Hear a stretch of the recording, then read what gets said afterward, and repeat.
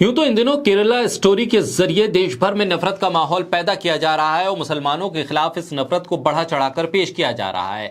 जबकि sensor board ने इस फिल्म को ए सर्टिफिकेट दिया है, उसके बावजूद देश के अलग अलग राज्यों की बीजेपी सरकार इसे टैक्स फ्री कर रही है। यानी कि एक ऐसी फिल्म जिसको लेकर सेंसर बोर्ड भी कह रहा है कि ये फिल्म ए सर्टिफिकेट के दायरे में है, बावजूद इसको लेकर एक माहौल बनाया जा रहा है। और इससे अलग केरल की एक नई कहानी सामने आ रही है। दरअसल केरल की एक नई और असली कहानी, जो असल में केरल की स्टोरी है, वो सामने आई है। इंडियन यूनियन मुस्लिम लीग ने एक ऐसा काम किया है जिसे सुनने के बाद हर कोई ये कह रहा है कि द केरल स्टोरी के जरिए जो नफरत का माहौल पैदा किया जा रहा है, दरअसल वो एक एजेंडा है। इंडियन यूनियन मुस्लिम लीग ने एक केरल के रहने वाले हिंदू युवक को आजाद कराने के लिए ब्लड इकट्ठा कर धन जुटाने की कोशिश शुरू की है। कतर में एक लॉरी चलाने वाले केरल के हिंदू युवक से एक एक्सीडेंट हो गया था, जिस एक्सीडेंट में एक शख्स की मौत हुई थी, जिसके बाद उसे जेल में डाल दिया गया। इस शख्स को जेल से छुड़ाने के लिए ब्लड इकट्ठा किया गया है। उसके जरिए इकट्ठा पैसों से इस शख्स को जेल से बाहर निकाला जाएगा। द केरल स्टोरी जो सिर्फ नफरत फैलाने का काम कर रही है, जो केरल को गलत ढंग से पेश किया जा रहा है इस फिल्म के जरिए, वहीं लोग अब कह रहे हैं कि केरल के एक हिंदू को इंडियन यूनियन मुस्लिम लीग छुड़ा रही है और इस पहल को सलाम कर रहे हैं लोग और कह रहे हैं कि यह पहल ही असली केरल की कहानी है। और यह काम हो रहा है केरल के मल्लापुरम में, जो हमेशा से ही दक्षिणपंथी गिरोह के निशाने पर रहा है। बोलता हिंदुस्तान पर मैं हूं आपके साथ फिर शाकिर अली बेग। केरल के 28 साल के दिवेश लाल 8 जनवरी को वो पानी के टैंकर को पास की ही एक दुकान में खड़ा कर रहे थे, तभी वो वाहन पलट गया और मिस्र के एक नागरिक की टक्कर में मौत हो गई।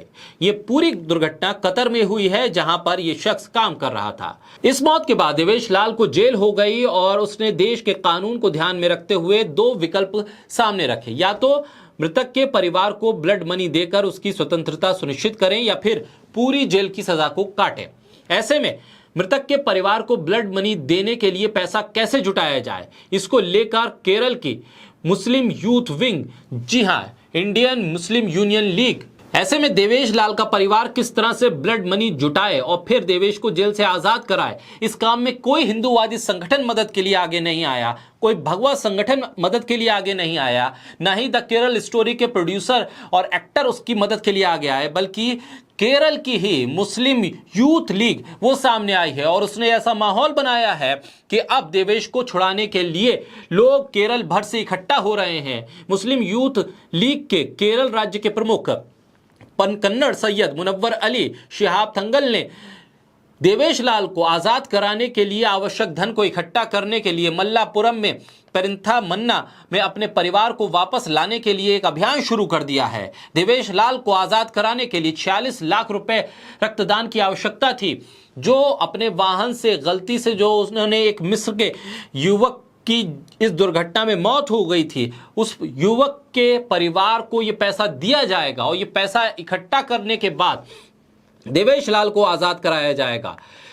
इस अभियान की शुरुआत हो गई थी और इस अभियान को फेसबुक के जरिए भी पोस्ट किया गया, जबकि IUML से जुड़े कतर के एक मलयाली व्यवसायी ने 16 लाख रुपए दान किए। जी हां, वो भी एक मुस्लिम शख्स ने एक केरल के हिंदू युवक को छुड़ाने के लिए 16 लाख रुपए दान किए हैं। केरल मुस्लिम सांस्कृतिक केंद्र जो पार्टी से जुड़ा हुआ है, उसने खाड़ी देश में उसका भी केंद्र है, उसने 4 लाख रुपए दान किए। मल्लापुरम के कतर के NRI के एक परिवार ने, एक समूह ने 6 लाख रुपए दान किए और बाकी बची 20 लाख रुपए की राशि 3 दिन के अंदर मल्लापुरम इलाके में लोगों ने जमा की है।